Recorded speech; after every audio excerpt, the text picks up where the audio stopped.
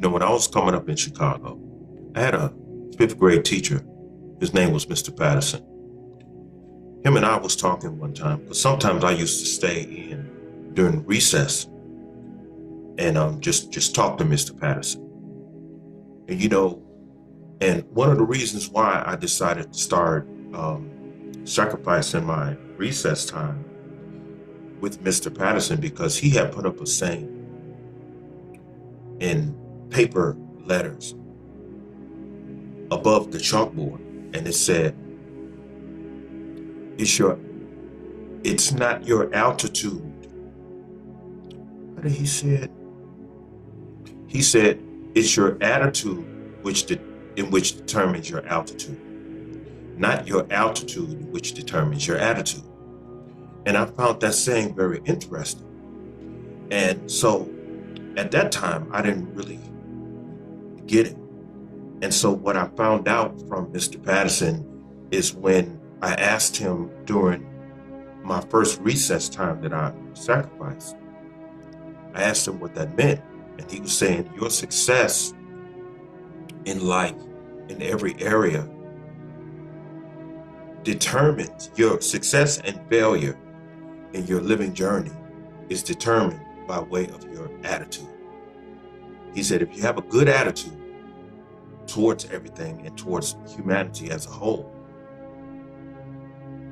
you'll get somewhere in life. Your altitude in life is going to progress. If you have a bad attitude in your life journey, you're not going to be successful. I bring that up because it's one thing that I noticed in this election. These threats of Donald Trump, when Trump gets in office, he's going to put us all back in slavery. We're all going back in slavery. I even saw this video of this sister. She was talking, she was crying. She woke up crying and she was saying that I was afraid to go to sleep last night because I was afraid of waking up in slavery. I was afraid of waking up being a slave. And in all of my 60 years of living, the aftermath of this election has really revealed how very uneducated and moronic our community has become. And it reveals of how propaganda can have such an effect on people to where they actually believe things as that. And these are the same women who constantly always saying, I'm strong and independent. But then why are you afraid of this propaganda and the effects of it in terms of,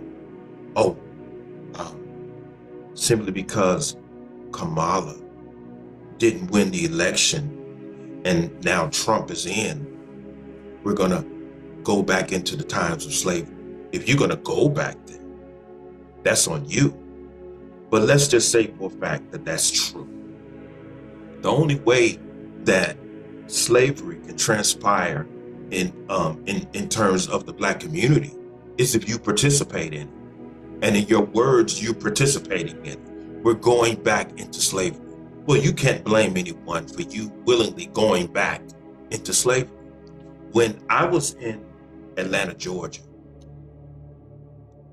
I went into this place. It wasn't that far from Dr. King's memorial. And I'm looking at all of these pictures of Black men who were lynched. I came across one picture where it showed this white man walking through the woods, and he had a rope, and attached to the rope was this Black man, had this rope around his neck, and he's walking behind this white man who has intentions on hanging him. So you're going to walk with your murderer. Imagine you walking behind a man who's getting ready to lynch you, and you're participating. You're walking behind him. You're not even fighting. You're not fighting for your life. And you stand there with this rope around your neck, and he hangs you from a tree. If you don't fight for your life, you can't blame the man with the rope. Because in fact, the person who's lynching you is yourself, because you didn't fight to prevent it. So who's lynching who? I'm hearing that same language today, talking about we're going to go back into slavery. Well, if you're going to go back into slavery without a fight, and if this is true, you can't blame Trump. You can't blame anyone but yourself. But where this all comes from is something else Mr. Patterson had told me. He said to me, I believe it was my third time I'm listening to him during recess time. He said, David, let me tell you this. He said, if you don't have a plan for your life, he said that you're leaving yourself vulnerable for someone else to do something with your life. So basically what he was saying, if you don't have a plan for your life, there's always someone who is observing you who has a plan for your life, simply because you don't have a plan for your life on your own. You know, I'm so happy that this election is over, because it has affected people in such a ridiculous way, to where people are complaining about how the conditions of the country is. And yet and still, simply because they've been victimized by this hate campaign that Kamala Harris put against Trump, that you would rather spend another 4 years under the Biden administration / the Kamala Harris administration. You want 4 more years of that? Why? Well, I don't like Trump. Trump is racist. Who cares if he's racist? You know what I'm saying? You're racist too. If you're an American, you're racist, because we all come up in a racist type society. We're all labeled something that causes a whole bunch of divisiveness between us and so-called them. We have racism right here in our community. Light skin against the dark skin. The straight hair against the curly hair. It's always something. It's always some type of divisive language going on in which the effect separates all of us.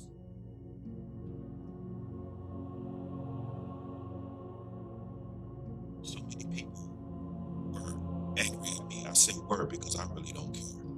I let it go. I notice it. I deal with it. I let it go. You know, angry with me because my primary concern wasn't putting the first black woman in office or putting the first woman in office. My concern is the economy. Fix the economy. I don't have a problem with a woman being in office, even though I would never put one. I would never participate in putting one in office, because women are too emotionally unstable. And we all know that. And when you're dealing with all of these cultivated enemies that America has to deal with, we don't need a woman in office, because women are too fragile to deal with political issues that were created by a whole bunch of men. Now here's a woman who lost her campaign, and instead of her standing in front of all of her supporters saying thank you and everything, She ran in the bathroom and it was reported that she was in there crying that she lost. Now, does that seem like a woman who is a good candidate for the presidency of America? So if things don't go her way, she catches a fit. That sounds very familiar. That sounds very familiar. Because a whole lot of black women that I've come in contact with, if they can't have their way, they pitch a fit.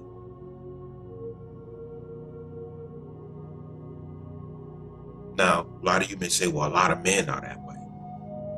Not a whole lot of men who were born in my time, 1964. You may be able to say that about a whole lot of men today, because a whole lot of these men today have feminine traits because they were raised by women and they were programmed by women within their environment. That's why a whole lot of men are emotional today and less intellectual. And I don't need to go into that because you see there's a lot of content creators that deal with that all the time. And a whole lot of these brothers are not lying about it. But because of this campaign, this election has revealed some of the most ignorant, moronic people that I have seen in my life. And a few of them are people who I come up with in Chicago.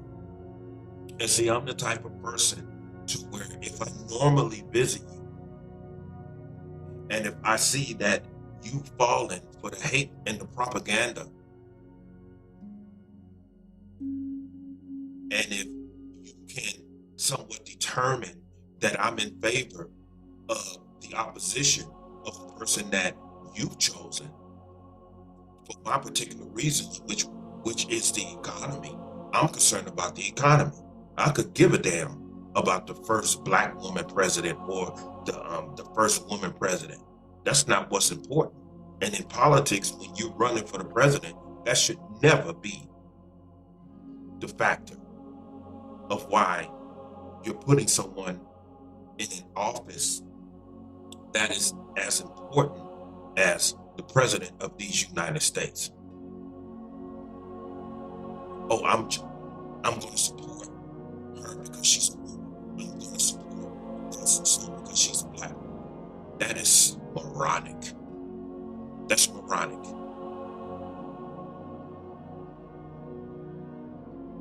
I say put someone in there who's qualified to resolve the problems of whatever the country is dealing with. Put someone in there that's going to fix everything. That's going to make things better for the environment. It's qualifications. It's not race nor gender. Are you qualified to resolve these problems that we're having in this country?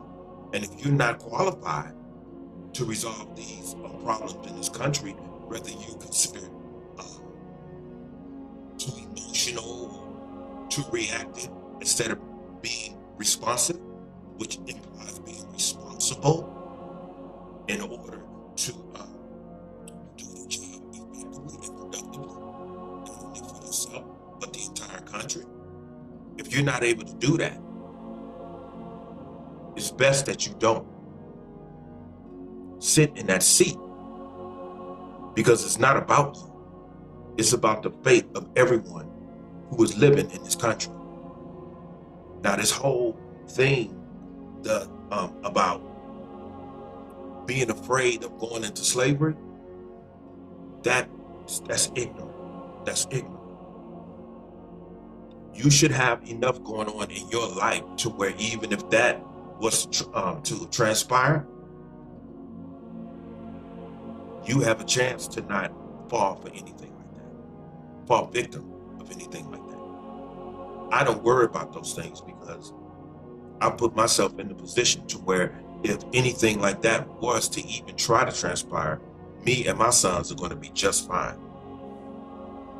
But if you are the type of person who gets so caught up in their fear and of everything that is coming, to where you just sit around and you wait for it to happen, like that brother who was walking behind that white man with that rope, then you deserve it. You deserve to be a slave.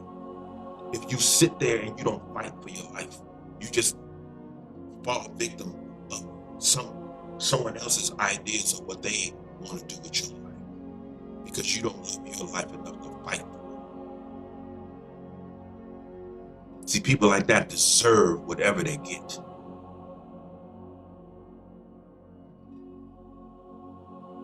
And you have people who are just determined to be right. They want to argue back and forth with you, and they call your views a point of view when I can point you right to what I'm talking about. So it's not a point of view, it's a fact, because it's right in front of your face. It's right in front of your face. But people have hate. They have so much hatred sitting up inside of them. And so that's why I stay away during times like this. I stay away from during times like that, because I don't sit up and I don't talk to morons. I don't. And to me, if you are a veteran, or if you are on disability, and if you ain't doing nothing but just sitting around waiting for the government to deposit you a check on your so-called national ID card, you don't have a say in none of this, especially the economy, because you are no longer in it.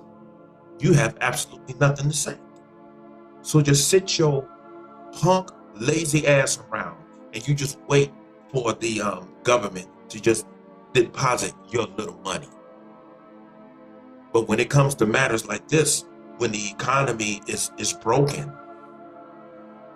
and if this broken economy is not affecting your little deposit, close your mouth. You have nothing to say.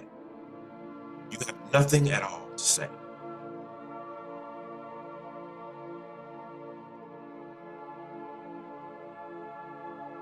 She put these idols and these celebrities in front of you because she don't respect you. And she scraped the bottom of the barrel, and she put the most filthy, the most ratchet, the most immoral people to persuade your vote, because that's how much respect she has. You put these immoral celebrities in front of everybody because these immoral people can persuade the other immoral people in order to vote for her.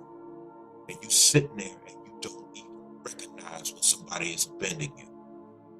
When someone is saying that these niggas ain't got no intelligence, so we can put people like Beyonce, Megan Thee Stallion, Glorilla, Sexy Red, yet we can feed them the slop, and these niggas are not going to do anything but gobble it all up. And that's exactly what a whole lot of you did.